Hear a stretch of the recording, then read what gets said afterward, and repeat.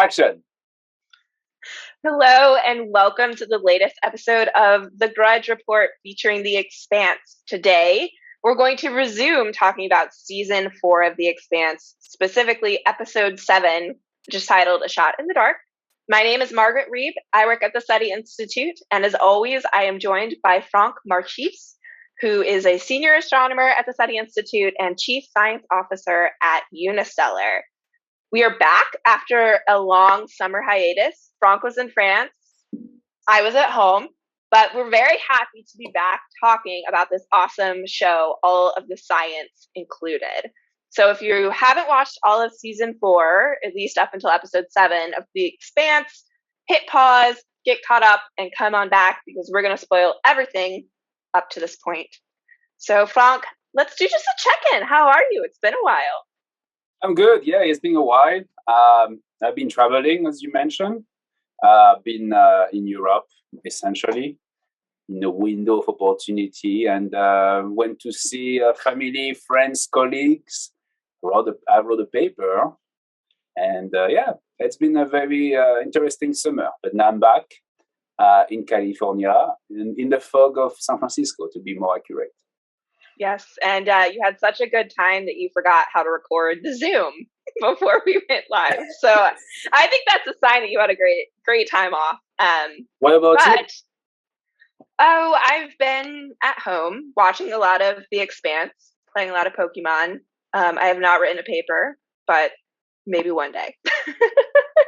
But I'm excited to talk about this episode because I think for one of the first times in the series, we get to talk about astrobiology specifically, because this was a very heavy astrobiology, exobiology episode, because we have these infections or little microorganisms that are living in people's eyes. So for the past couple episodes, we've had some nods to this. We've seen green goo coming out of people's eyes. People seem to be rubbing their eyes. The Dr. Okoye, who is studying, she's an exobiologist and she's on Ilus studying the environment, has kind of caught wind that something's going on.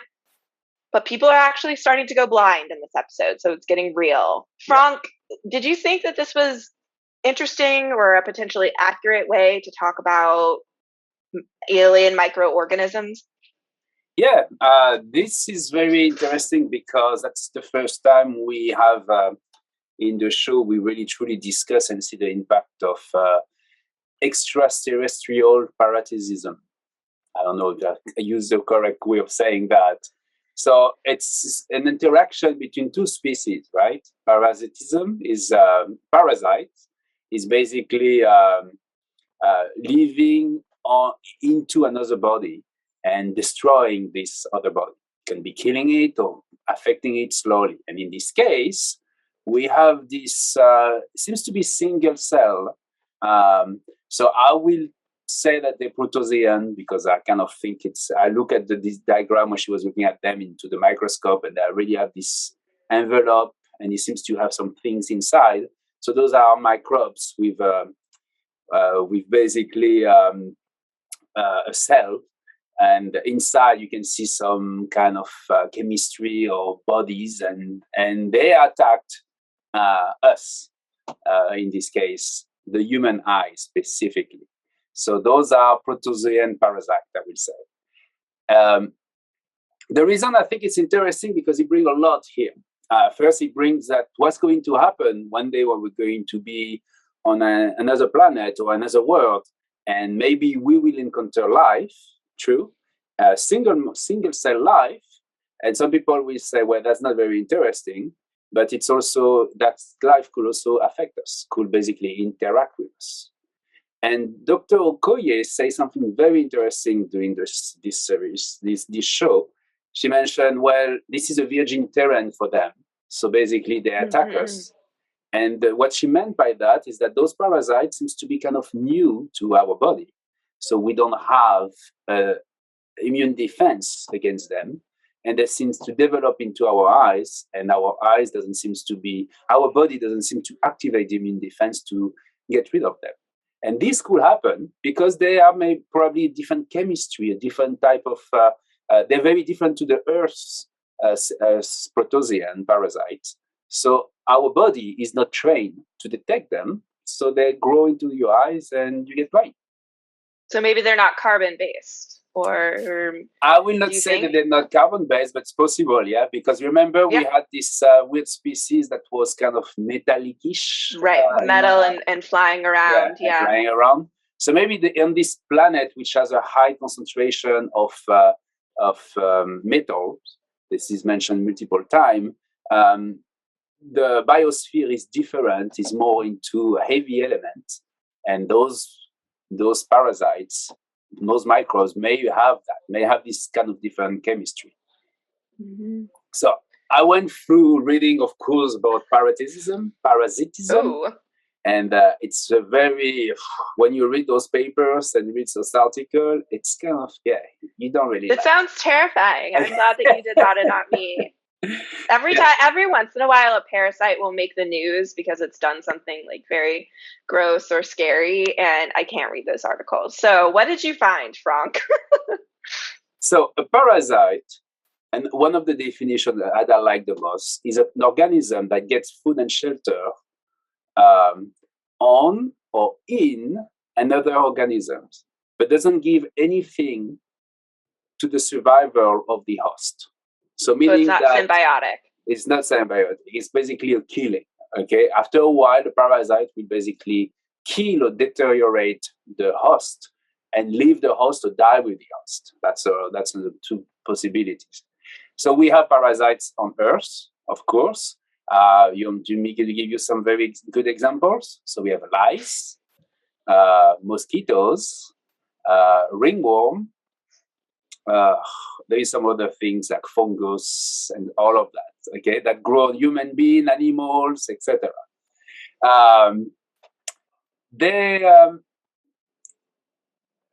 Vertebrates like us basically try to defend themselves against parasites. We had like millions of years of evolution to find a way to defend ourselves against them because they exist.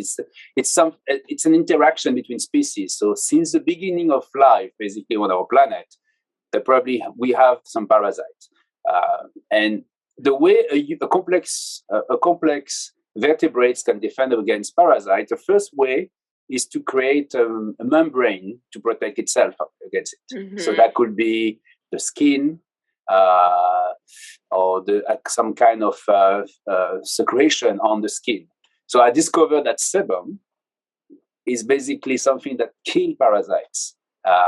They kill a lot of microorganisms. So it's a natural production that we have on our body, on our skin, which is extremely useful against. That's oil production, right? Yeah. Mm-hmm. And saliva is one of them, or tears. All of these are, in fact, made to protect ourselves against parasites. That's why when you get something in your eye, it tears up, so it flushes it out, right? Exactly. But I guess these parasites on Ilus didn't trigger that reaction. Yeah, so that's where I want to go. So what happened is that after millions of years of evolution, our body is capable of getting rid of most parasites. We do have parasites that attack us.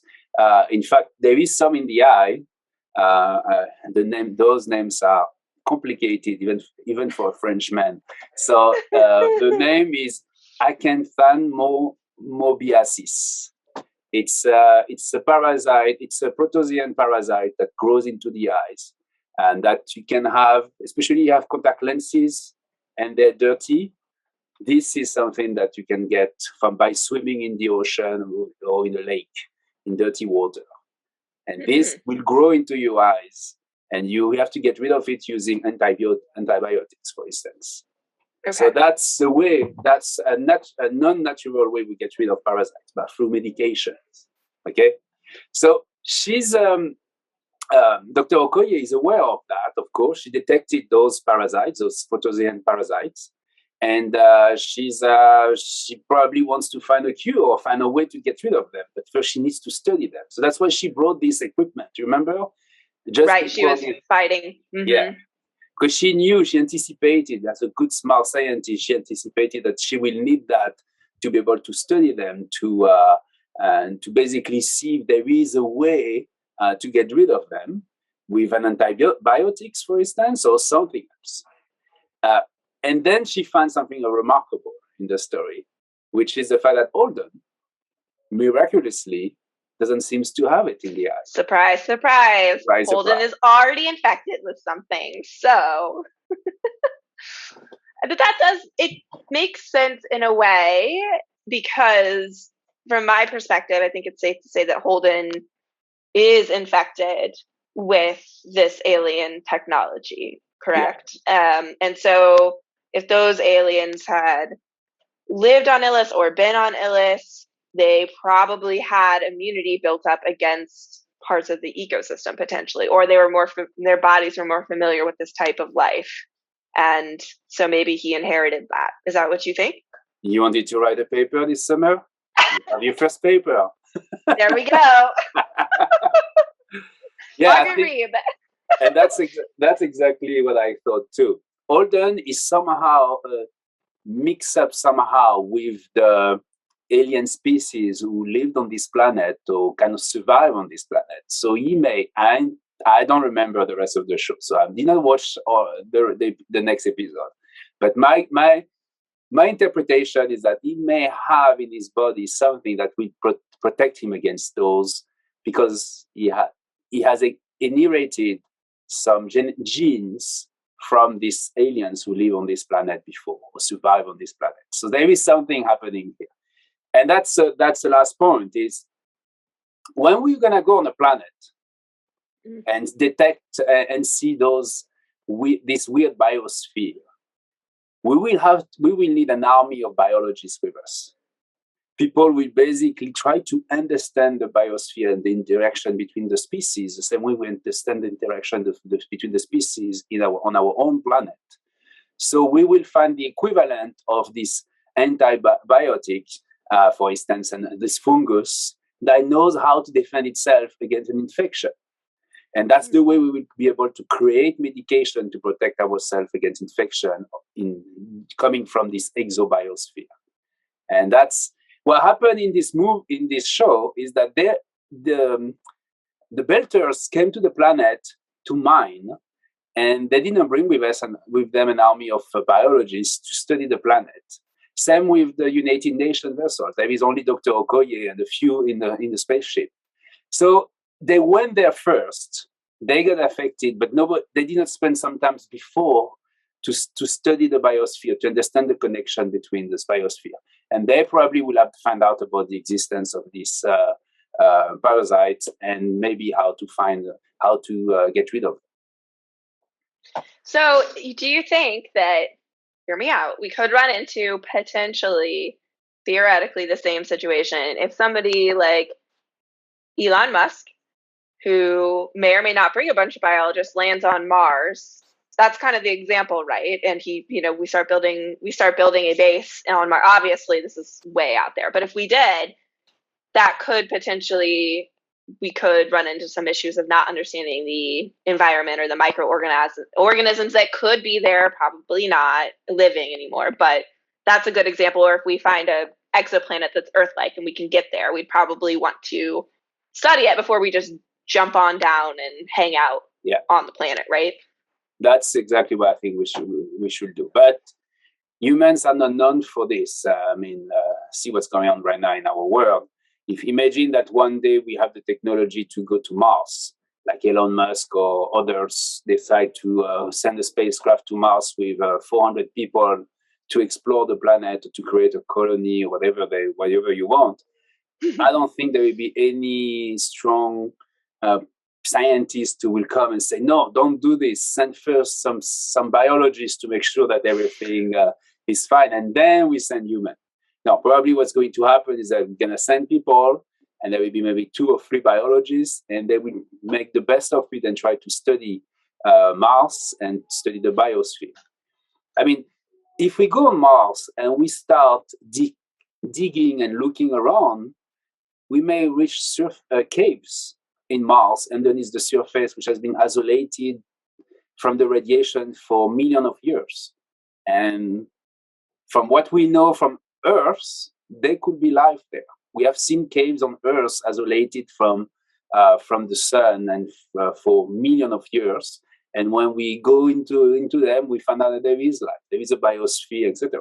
So it's completely possible that there is a biosphere on Mars which has been isolated for a long period of time and could be different to our biosphere, and slightly different to the point that there is some microbes and viruses that could affect us and destroy us. So a word of caution: bring some biologists with you anywhere you're going. Some people not also like me, people who understand really biology and medicine.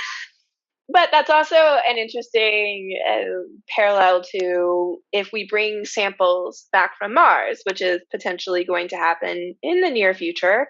We've already talked, I think, on the Grudge report about building the right place to bring the samples to make sure there's no contamination, right? That's planetary protection. Is it? Yes. It is. Yeah. Mm-hmm. Yeah, planetary protection works in both ways. It's protecting the planet that we're exploring against viruses and biosphere from Earth, and vice versa, bringing samples and making sure that those samples do not contaminate our biosphere. So yeah, there is a protocol. It's easier in this way because you bring a small sample. Imagine like the Perseverance samples will not be that many of them. I think it will be 5 kilograms, something like that. So you can easily isolate 5 kilograms. But it will be very difficult to isolate 400 people on Mars against all the viruses and bacteria that we may encounter by digging and mining the planet, for instance. Right. There's also an interesting conversation that Holden has with Dr. Okoye that I loved, where, for multiple reasons, but she's talking to Holden and sort of admonishing him because he's complaining about his connection to the alien force and to, who's manifesting as Miller. And she says, she worked so hard and she traveled so long and she got really lucky that she's one of the first biologists who's studying these microorganisms. And he's one of the only humans, or the only human, who has this direct connection to intelligent life, and he's complaining to her. So I love that she kind of put him in his place because he is a little bit of a mopey character. Yeah. But it's interesting because when we talk about life beyond Earth, that could mean a lot of things. It could mean looking for technosignatures or somebody that we could converse with potentially, or finding life, just probably more likely, that's microscopic and that is in an extreme environment somewhere. So what did you think about that, Franck? I also love this scene. I thought that was this scene and kind of represent a lot of discussion we have at the SETI Institute. You remember there is 3 ways to find life at the SETI Institute. One is the search for technosignatures using laser or radio, and this will be intelligent life no matter what. The second way is to send spacecraft to dig or look into the cave of Mars or underneath the surface of Europa. And this will probably not be intelligent life. It will probably microbes. And then the third one, which is to search for signature of life, biosignatures or technosignatures in the atmosphere of planets, exoplanets. So I'm doing mostly the third one. The reason is because there is the 2 possibilities, intelligent and microbes. The other one is only intelligence or only microbes. And it's going to be, when we are going to find life, it's true that finding a microbes will be extremely interesting, even if it's just one on Mars, which survived the environment of Mars somehow. It will be extremely interesting because we will finally have another proof of existence of life elsewhere on another planet, right? Yes. It will not probably be that different to our own life because there is an exchange between the 2 planets for years and years, for billions of years. So I will bet that the life we will find on Mars will be kind of a cousin of the life we find on Earth. That may not be the case on Europa or Enceladus, right, because those are so far away that they could be very isolated. Or Titan. Or Titan too. Yeah. But intelligent life, it's, as Dr. Okoye say, it's a game changer for a scientist. Just the idea of being able to communicate with something which is intelligent And even if it's just the intelligence of a dog, or would be also extraordinary when you think about it, to kind of understand the process of intelligence, to have a conversation, to exchange information with a species from another planet. And in the case of Holden, it's a very intelligent life. It's extremely easy, more intelligent than us. So imagine the number of things that Holden can learn from him. And when I see the interaction between Holden and the investigator, that's the way it's called in the book, by the way, I discovered that. I have the feeling it's a kind of discussion that we will have with ants. This civilization is so advanced that they cannot explain stuff to Holden. The brain of Holden is not capable of processing. So they use this kind of artifact that they create this human-shaped body in this consciousness to be able to give him a few pieces of information that he will need to do what they want. But they don't explain to him anything. In fact, they just like guide him, like we are guiding ants when we look at them in the ground, and we make them go to where we want. So it's exactly the same kind of interaction we have here. So there is no real exchange because it's too advanced, the civilization, which I think is way too advanced. But I will be Holden, I will have much more interesting conversation with the investigator that he has every time he sees him. I mean, I don't know, I will try at least to get a grasp of who they are, what they want, where they're coming from, how long they have been here. All of these basic questions, Holden never asks him. And I don't know. Yes, exactly. What's your name?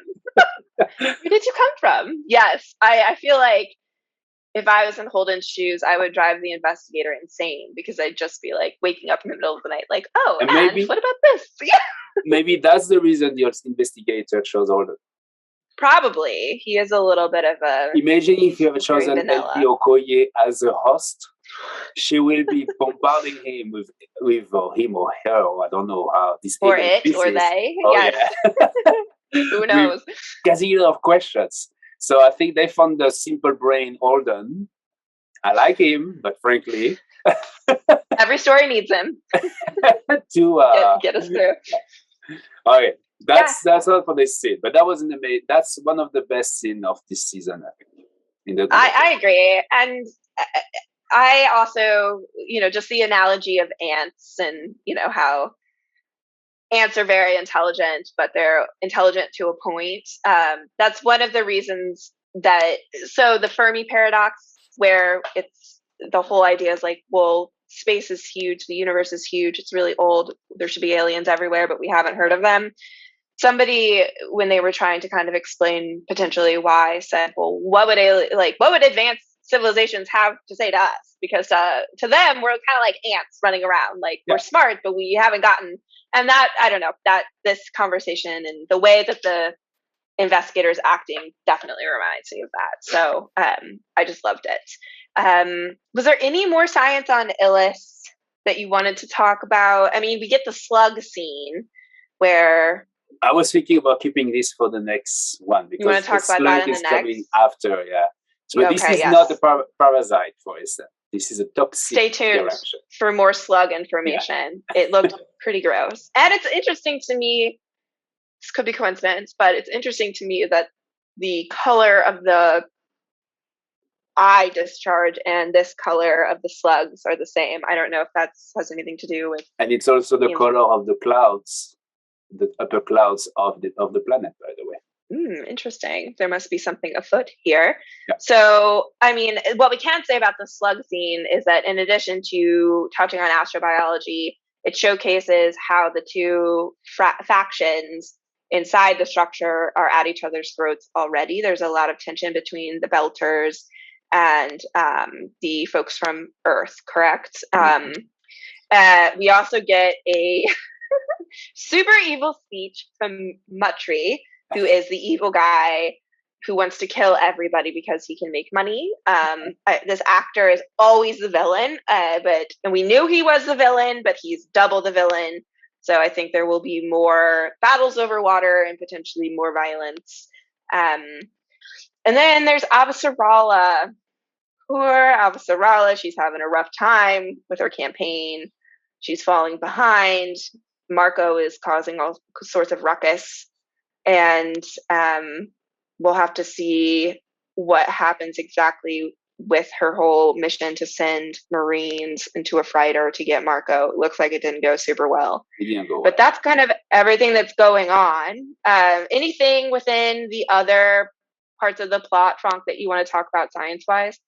No, the only thing I really like is the scene when Savarella went to see her husband at the university. Because with the hologram? Yeah, but also the university is different. I don't know if it's a university or it's a graduate school.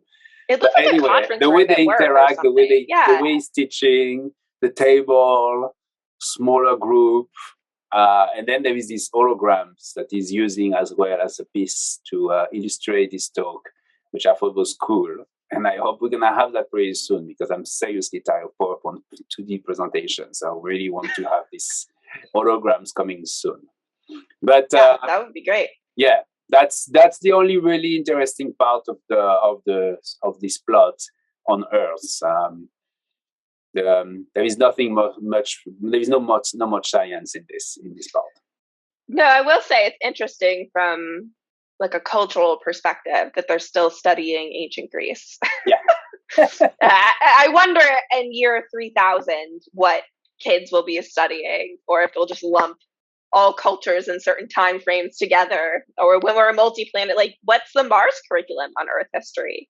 These are the types of questions that come into my brain. But it's I thought that the whole setup with the holograms was cool, and maybe I would have paid more attention in class if we had some holograms. But it's interesting what you just say, because it's totally Earth-centric to study Greek history, because it's their history. So it's very likely that on Mars they don't do this. And Mars is, you remember, is kind of a military nation, so they probably study more about engineering, and they have probably a syllabus which is more focused on the planet itself, on Mars, the history of Mars. Terraforming it, the history of it. They probably try to avoid talking about Earth and the history of Earth because it's convenient, and it's always good to morph the brain very early so they know the Earth and they just don't dream about it. They think about Mars and they get an identity. So we don't see that. We saw that a while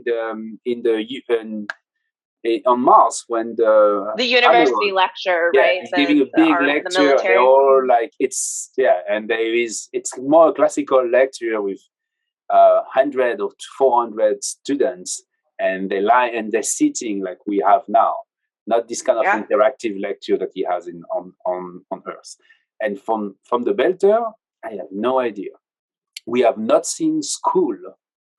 I just realized that, or universities in the. But they mentioned it in this episode, which is interesting. That's true. True. Yeah, she mentions going on a field trip, but you're right. We haven't seen it. What it's composed of, what it feels like, if it feels more like school that we have on Earth now, or a big lecture. Yeah, I don't know. I mean, at least they go on field trips. That sounded kind of cool, but. I would imagine that maybe in the Belter culture, it's more training for the job that you're going to have on the space station, perhaps. That's what she said when she's showing her how to operate the spacecraft and elaborating plans on how to escape the gravity. She mentioned that to the daughter. Oh, university modules. She thought she would have this experience. Yeah. Well, it's very interesting to think about what would happen if humans truncated in our culture and just different practices. But anything else, Franck, before we wrap it up? No, that's all for me. Awesome. I'll see you next week, maybe? Yeah, it was great to see you. And it's great to be back talking about the Expanse for all of you. If you enjoyed this talk, please check out some of the older episodes and subscribe. Hit the button below. You can also sign up for e-news from the SETI Institute, check out our social channels. The SETI Institute is the reason that we're able to do the Grudge Report. It's a nonprofit research institution whose mission is to understand the nature and origin of life in the universe. So if you like this episode, I am sure you would like what the SETI Institute does. Take a look at our website. If you are so inclined, it would be great if you can make a donation. Thank you so much for tuning in, and we will be back soon. Thanks, Franck. Bye-bye. Bye.